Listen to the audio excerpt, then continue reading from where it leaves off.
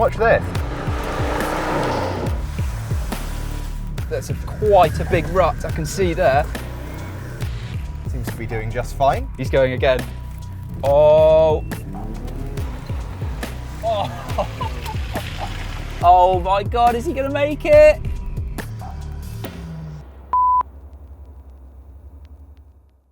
What's the best off-roader you can buy? We brought a selection of cars to our private off-road testing facility to push them to their limits. We've got hills, we've got gravel, we've got mud, we've got sand, we've got wading pools. Let's find out.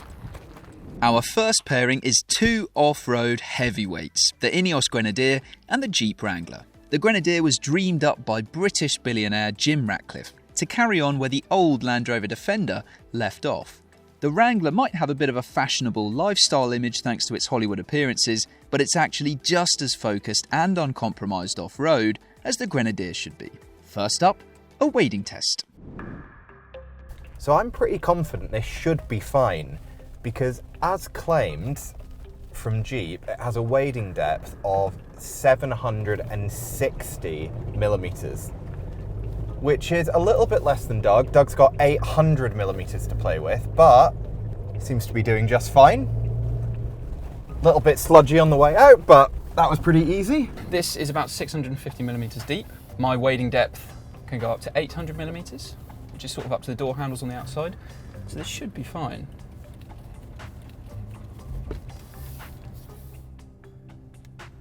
That does look quite deep from where I'm sitting. That was absolutely fine. Next, we're going up some steep inclines on gravel and stopping halfway.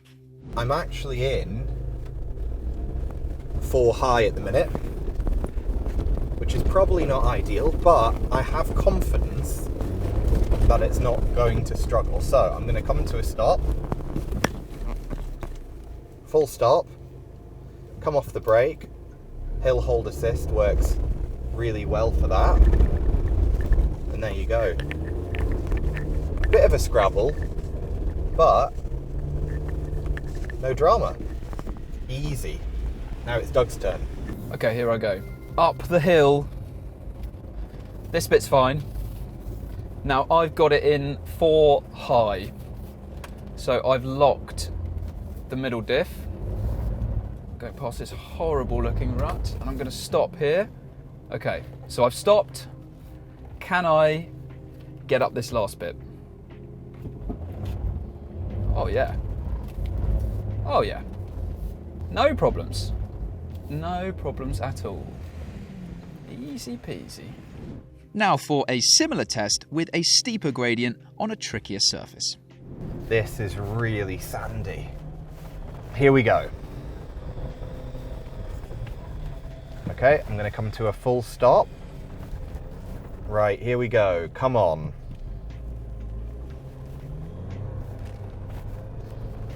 There we go. Yes! Yes, go on now! Oh no! So close! So close!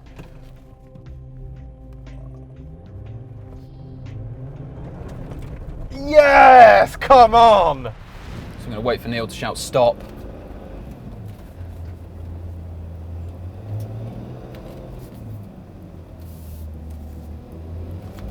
Oh God.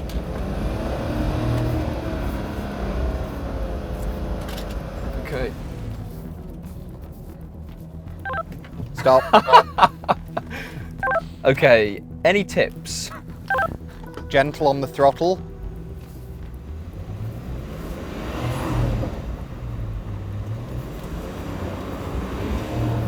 No, that's not really doing much. I would ease it back a little bit and try again. So ease it back. Try again. I'm going to try and get out of this rut that I'm probably in now. Here we go. More power. No, that's not good. Back we go. Same again. Yeah, there we go. There we go. There we go. Okay. If in doubt, flat out. Always. Colin McRae. And now for something even more challenging. For this one, I'm not going to stop, by the way, Doug. I'm just going to go for it, use a little bit of momentum. I've got front and rear diff locks on and my sway bar disconnected. So here we go.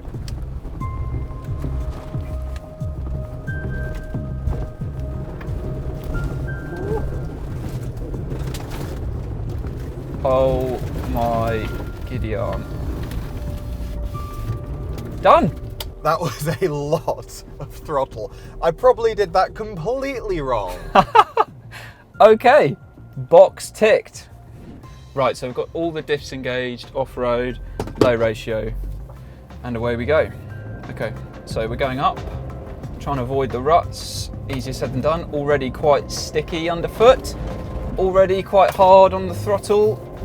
Not really sure where the steering wheel's going. Still hard. Still hard. No, that's not good. Just lost it. There will not be much delicacy with this attempt. We will just need to go. Power, God, it's so slippery. It's churned up so much even just from doing that. Keep going, keep going, keep going, keep going, keep going, keep going, keep going. No, I just can't avoid going into this massive rut there. Here we go. Stay to the right a little bit. Keep it in. Keep it in. Power. Come on, no. Right, this last go, honestly. That was big. Are you willing to accept defeat? Okay, for the third time, this is actually the last time.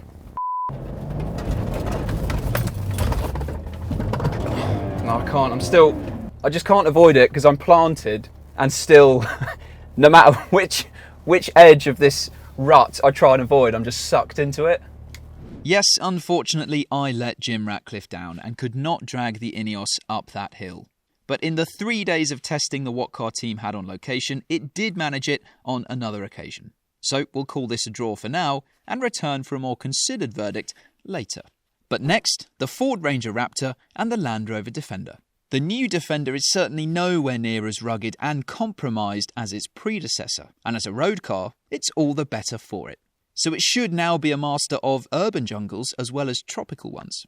The Ranger Raptor, meanwhile, is a turbocharged V6 powered pickup which promises to be riotously fun on and off-road.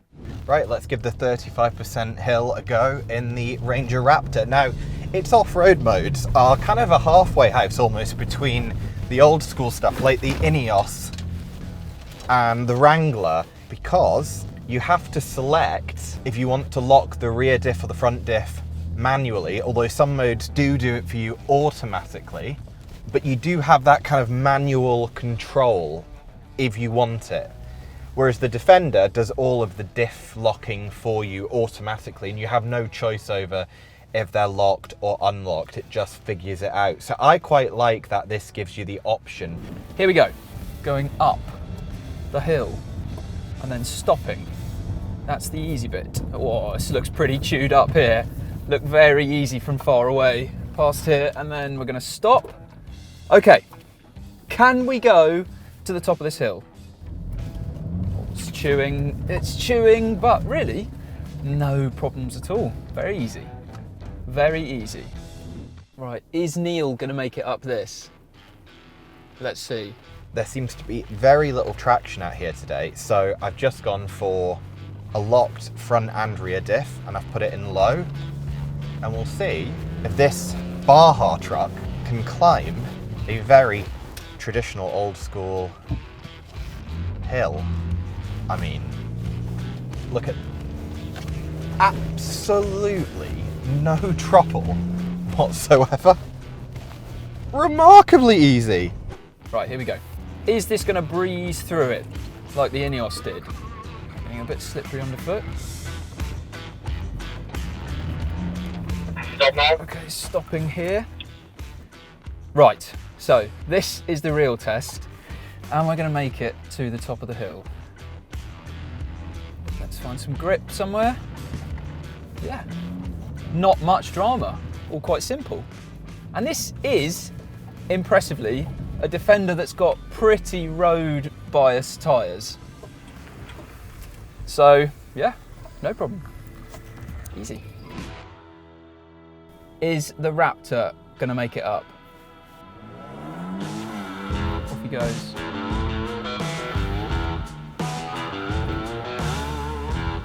Oh. Oh. Yes, in one. Easy. Nice. It just seems to demolish hills, this thing. I mean, I saw the rut where Doug got stuck in the Ineos, pointed at it, and it just, I think, beat it into oblivion. Okay, here we go. Can the defender go where the Ineos couldn't, even if it was my fault? I think we need some momentum, slipping around quite a bit. Gonna stay in there. That's quite a big rut, I can see there. Here we go. No! Oh, no. No, really? Oh. That's a strong no way from the cameraman there. Okay, so it doesn't look good. No, it's just stuck straight away. No, it's not happening. Okay. Bit of a stilted run up, and then no, is it gonna? No, it's just cutting. No, foot's in there, foot's in. It's not happening. You do realise, Doug, that everybody on the internet is going to say that the cars that didn't get up are your fault. Yeah, I am aware of this. Oh. No, I just can't get past it. No way. There's no way. No. Nah, stuck. That's proper stuck. Failed again. Yes, without risking some hefty damage and an awkward phone call to Land Rover, this was another embarrassing failure for me, which illustrates not only my lack of talent, but also how effective the Raptor is off-road, scaling the ascent with far less fuss, even on a properly chewed up track. But what if you don't have upwards of £60,000 to spend on your off-roader? Now it's time to look at the opposite end of the market, where the Suzuki Ignis is available with four-wheel drive, and for less than £20,000 it is, by new car standards at least, very cheap. But it isn't your only budget 4x4 option. The Dacia Duster is a bargain SUV, which in four-wheel drive, guys, could be a real dark horse in this test. For this first run, I think I'm just going to leave traction control on and see if it can basically figure it out. So we'll see how this goes.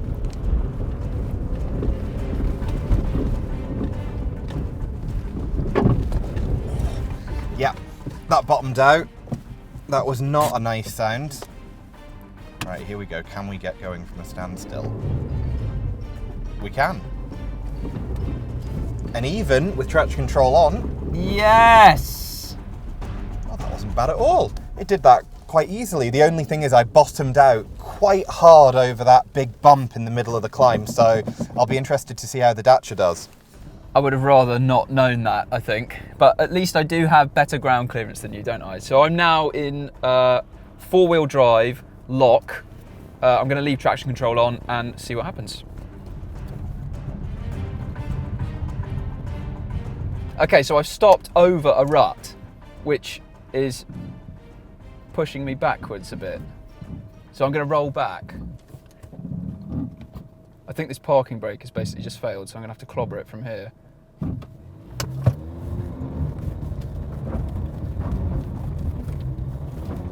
Yeah, easy. Nice.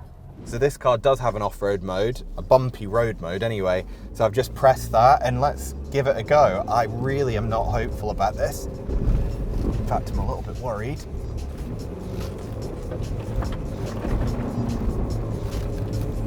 Oh my God, is he gonna make it?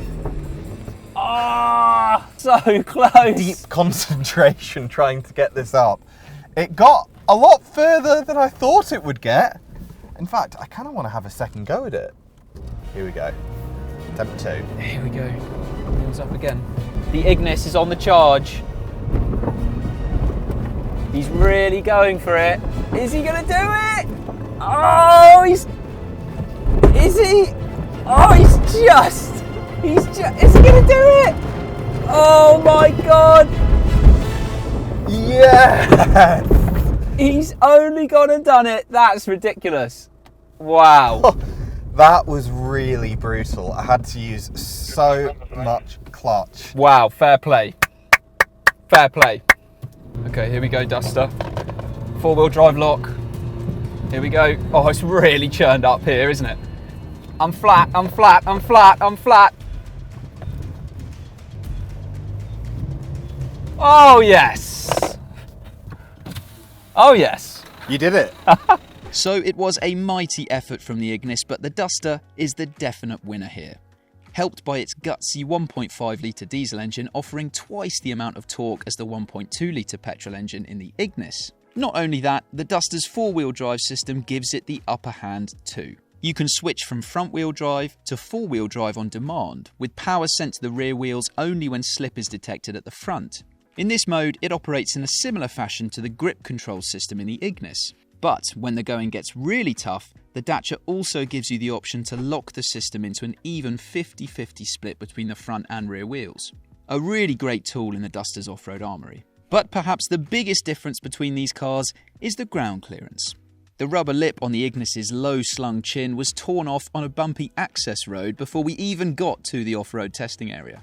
Being higher off the ground is a big advantage for the Duster, and one of the many reasons this is a fantastic budget off-road option. Let's hope the new Duster is just as good off-road as this one. It is a big step up in ability from this budget end to our other competitors, and in the battle between the Raptor and Defender, it's Ford's pickup which takes the win. Developed on the dirt and sand of the Australian outback, the Raptor is an absolute hoot to drive. Put the electronically controlled four-wheel drive system into rear-wheel drive mode, select Baja mode, send it, and as Neil demonstrates, you'll be sliding this 2.5-ton monster around like it's a big rally car. A driving experience that's almost unique in the off-road segment. With two locking differentials, 265mm of ground clearance and knobbly off-road tyres, the Raptor barely broke a sweat in our testing. The Defender is still a supremely good off-roader, of course, with its electronic trickery making things impressively easy for the driver. The centre and optional rear electronically controlled differentials lock automatically when they sense slip, and the terrain response systems means you don't have to be afraid of the accelerator pedal. You can just let the electronics meter out the power. But its firmer air suspension transmitted more shocks and shudders through the interior, and its relative lack of suspension articulation, as well as having no locking front differential, meant it struggled over extreme stuff that didn't faze the Raptor. And while the Defender might have fared better with optional off-road rubber and a petrol or diesel engine rather than the plug-in hybrid setup we had, we doubt it would have shrugged off challenges with quite the composure of the startlingly capable Raptor. And the Wrangler versus the Ineos? Well, the Grenadier is a throwback to a time when off-roaders relied on mechanical dexterity, not fancy traction control systems, to clamber their way through the countryside. The Grenadier's underpinnings mirror those of the original Defender, and its singularity of purpose is perhaps only matched by one other SUV on sale today, and that is the Jeep Wrangler. Both cars wear chunky off-road tyres, you can lock their front, centre and rear differentials to summon traction in sand and mud, both cars get low-range gearboxes to better deploy power at low speeds, but the Wrangler trumps the Grenadier by having a detachable front anti-roll bar, mechanically untethering the front wheels from each other and helping to keep the tyres in contact with the ground over the roughest terrain. That feature, combined with its fractionally lower gearing, made the Wrangler easier to control over rock-strewn terrain. In the Grenadier, the movement of its upright body is more constrained by its suspension, so it can't ooze over obstacles quite so fluidly. There's a big difference in the steering between the two as well. The Grenadier uses an old-fashioned setup that's supposedly more robust and shock-proof than the setup in the Wrangler, but it provides precious little feel, it's slow to self-centre, and requires a ponderous 3.85 turns from lock to lock. It was occasionally a struggle to tell where the front wheels were pointing. Not ideal when your next movement in these off-road situations is often crucial. The Wrangler also makes the process of manually locking the differentials and setting the hill descent modes much easier, whereas the Grenadier requires a multi-step process, and getting it wrong can confuse the system, preventing engagement. As a result, while the Grenadier is clearly a fantastic off-roader in lots of respects, and could follow the Wrangler anywhere, it often took a few attempts to clear obstacles cleanly.